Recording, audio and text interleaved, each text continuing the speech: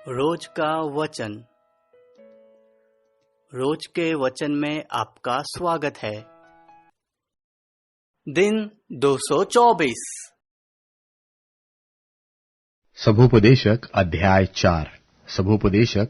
4। तब मैंने फिरकर वह सब अंधेर देखा जो संसार में होता है, और क्या देखा कि अंधेर सहने वालों के आंसू बह रहे हैं, और उनको कोई शांति देने वाला नहीं। और अंधेर करने वालों के तो शक्ति है, परंतु उनको भी कोई शांति देने वाला नहीं। इसलिए मैंने मरे हुओं को जो मर चुके हैं, उन जीवितों से जो अब तक जीवित है अधिक सराहा, वरन उन दोनों से अधिक सुभागी वह है जो अब तक पैदा हुआ ही नहीं, क्योंकि उसने ये बुरे काम नहीं देखे जो संसार में होते हैं। तब मैंने सब परिश्रम के काम और सब सफल कामों को देखा कि इसके कारण लोग अपने पड़ोसी से जलते हैं। यह भी व्यर्थ और मन का कूढ़न है। मूर्ख छाती पर हाथ रखे रहता और अपना मांस खाता है। चैन के साथ एक मुट्ठी उन 2 मुट्ठियों से अच्छी है जिनके साथ परिश्रम और मन का कूढ़न है। तब मैंने फिरकर धरती पर यह भी व्यर्थ बात देखी। कोई अकेला रहता और उसका कोई नहीं है, न उसके बेटा है न भाई है, तो भी उसके परिश्रम का अंत नहीं होता, और न उसकी आंखें धन से संतुष्ट होती है। वह कहता है कि मैं किसके लिए परिश्रम करता और अपने जीवन को सुखरहित रखता हूं। यह भी व्यर्थ और निरा दुख भरा काम है। 1 से 2 अच्छे हैं, क्योंकि उनके परिश्रम का अच्छा फल मिलता है।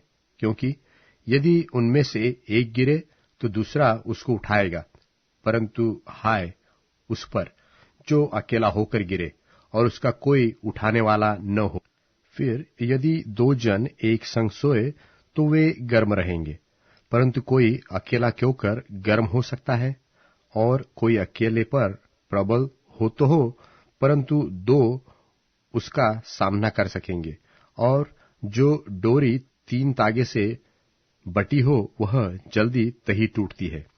बुद्धिमान लड़का दरिद्र होने पर भी ऐसे बूढ़े और मूर्ख राजा से जो फिर उपदेश ग्रहण न करे कहीं उत्तम है, क्योंकि वह तो उसके राज्य में धनहीन उत्पन्न हुआ और वह बंदी गृह से निकलकर राजा हुआ।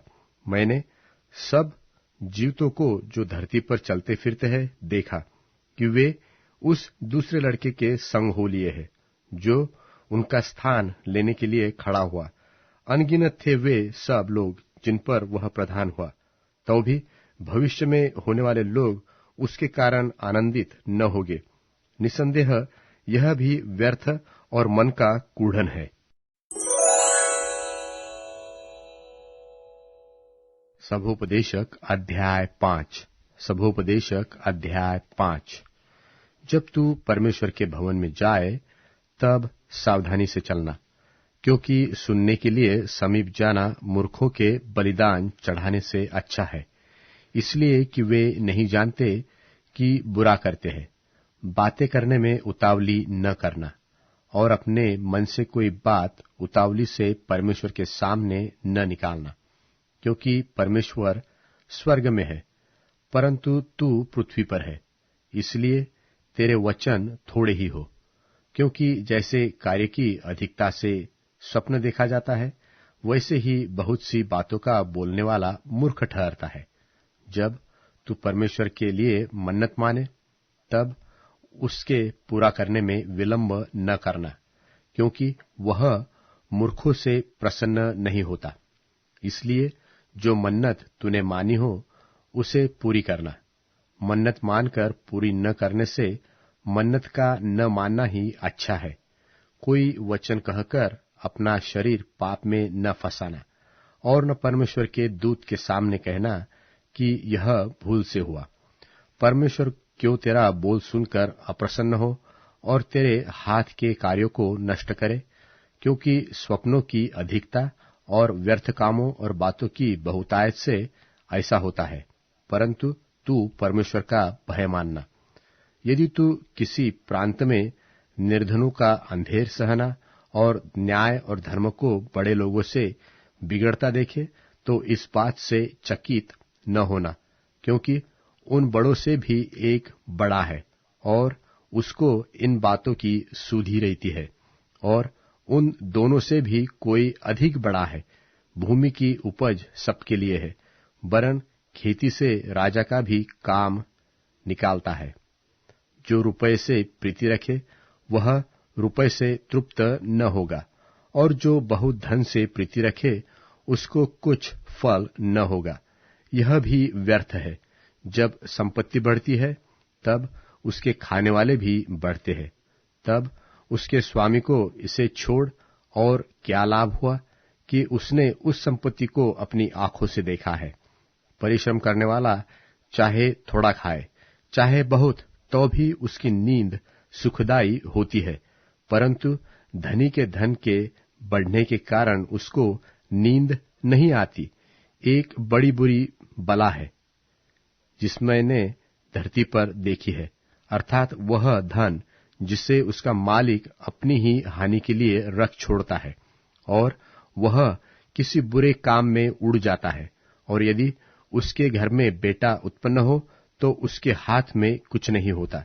जैसा वह मां के पेट से निकला वैसा ही वह नंगा जैसा आया था लौट जाएगा, और अपने परिश्रम के बदले कुछ भी न पाएगा जिसे वह अपने हाथ में ले जाए।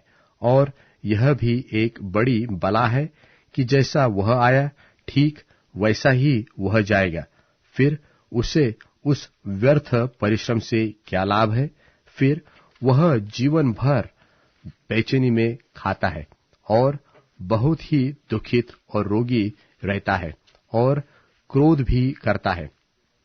सुन, जो मैंने देखा है यह भली बात है, वरन अति सुंदर है कि मनुष्य खाए और पिए और अपने परिश्रम से जो वह धरती पर करता है अपनी सारी आयु भर जिससे परमेश्वर ने उसे दी है सुखी रहे, क्योंकि उसका भाग यही है।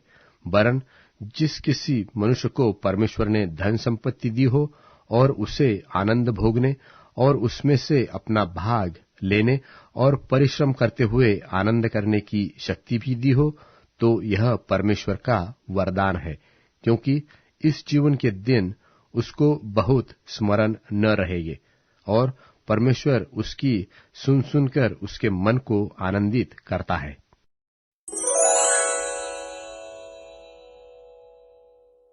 सबोपदेशक अध्याय 6। सबोपदेशक अध्याय 6। एक बुराई है जो मैंने धरती पर देखी है, वह मनुष्य को बहुत दबाए रखती है। अर्थात किसी मनुष्य को परमेश्वर धन संपत्ति और प्रतिष्ठा यहां तक देता है कि जो कुछ उसका मन चाहता है उसमें से कुछ भी नहीं घटता, तो भी परमेश्वर उसको उनमें से खाने नहीं देता, कोई दूसरा ही उसे खाता है। यह व्यर्थ और भयानक रोग है। यदि किसी पुरुष के 100 पुत्र हो और वह बहुत वर्ष जीवित रहे और उसकी आयु बढ़ जाए, परंतु उसका प्राण प्रसन्न न रहे और न उसकी अंतिम क्रिया की जाए, तो मैं कहता हूं कि ऐसे मनुष्य से अधूरे समय का जन्मा हुआ बच्चा उत्तम है, क्योंकि वह व्यर्थ ही आया और अंधेरे में चला गया और उसका नाम अंधेरे में छिपा रहता है, और सूर्य को भी न देखा, न किसी चीज को जानने पाया। इसलिए इसको उस मनुष्य से अधिक चैन मिला। हाँ, चाहे वह 2000 वर्ष जीवित रहे और कुछ सुख भोगने न पाए, तो उसे क्या सब के सब एक ही स्थान में नहीं जाते? मनुष्य का सारा परिश्रम उसके पेट के लिए होता है, तो भी उसका मन नहीं भरता। जो बुद्धिमान है वह मूर्ख से किस बात में बढ़कर है, और दीन जन जो यह जानता है कि इस जीवन में किस प्रकार से चलना चाहिए, वह भी उससे किस बात में बढ़कर है।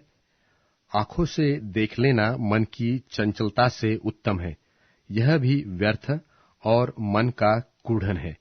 जो कुछ हुआ है उसका नाम युग के आरंभ से रखा गया है, और यह प्रकट है कि वह आदमी है और न वह उससे जो उससे अधिक शक्तिमान है झगड़ा कर सकता है। बहुत सी ऐसी बातें हैं जिनके कारण जीवन और भी व्यर्थ होता है। तो फिर मनुष्य को क्या लाभ?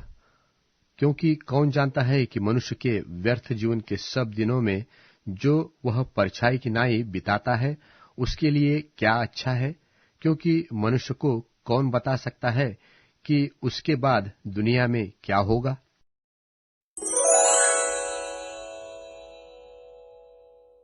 तुम में से प्रत्येक जन को प्रभु ने जिस स्थिति में रखा है उसी बुलाहट में बना रहे। सभी चर्च के लिए यही मेरा निर्देश है। उदाहरण के लिए, विश्वासी बनने से पहले जिस व्यक्ति का खतना हुआ हो वह उसमें बदलाव लाने का यत्न न करे। जिसने कभी खतना न कराया हो और वह यीशु को ग्रहण कर लेता है, उसे खतना करवाने की जरूरत नहीं। खतना करवाने या न करवाने से कुछ नहीं होता है।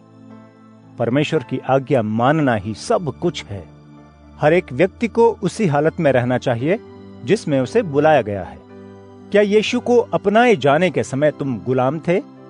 परेशान मत हो, लेकिन अगर तुम गुलामी से आजाद हो सकते हो तो अवसर का लाभ उठाओ। इसलिए कि जो गुलामी की अवस्था में प्रभु में आया वह प्रभु का आजाद किया हुआ है। इसी तरह से जो किसी की गुलामी में न रहा हो, उद्धार पाने से मसीह का गुलाम बन चुका है। तुमको दाम देकर खरीदा गया है, इसलिए इंसानों के गुलाम मत बनो। भाइयों बहनों, तुम्हारे विश्वासी बनने के समय तुम जिस स्थिति में थे उसी में परमेश्वर के साथ रहो।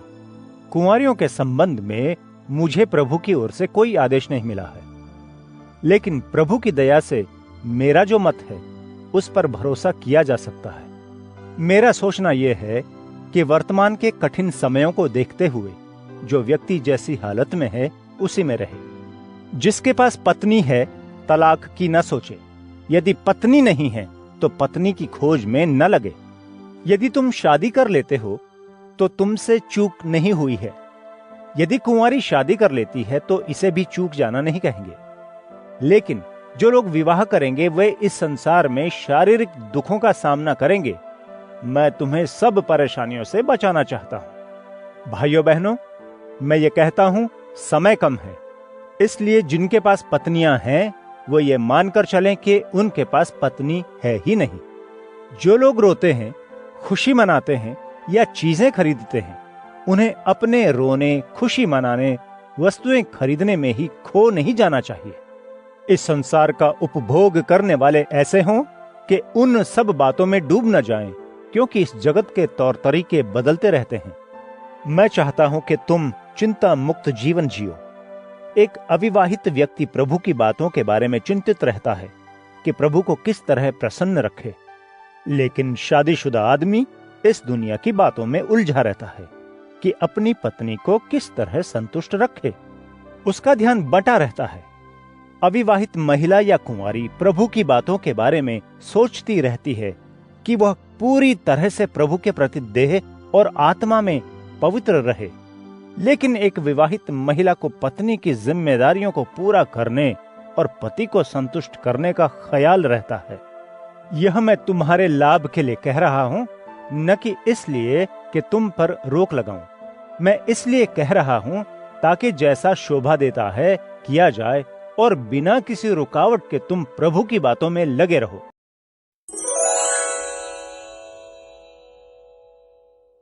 प्रभु की भक्ति करने से जीवन प्राप्त होता है। जो मनुष्य प्रभु की भक्ति करता है वह निश्चिंत निवास करता है, उस पर विपत्ति के बादल नहीं मंडराते। जो मनुष्य आलसी है वह अपना हाथ भोजन की थाली में डालता है पर कौर को मुंह तक नहीं ले जाता। ज्ञान की हंसी उड़ाने वाले को मारो, तब सीधा साधा मनुष्य समझदार बनेगा। समझदार व्यक्ति को ताड़ना देने से वह और ज्ञान प्राप्त करता है।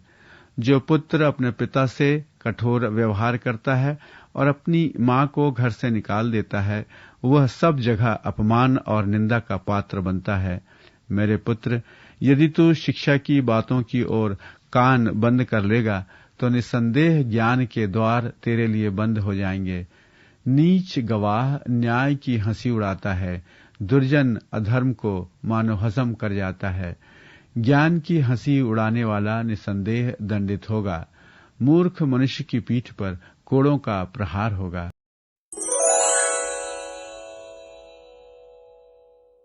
अध्याय 20।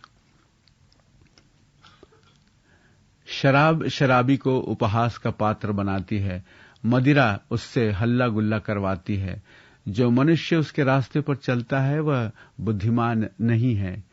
राजा का क्रोध सिंह की दहाड़ के समान भयावह होता है।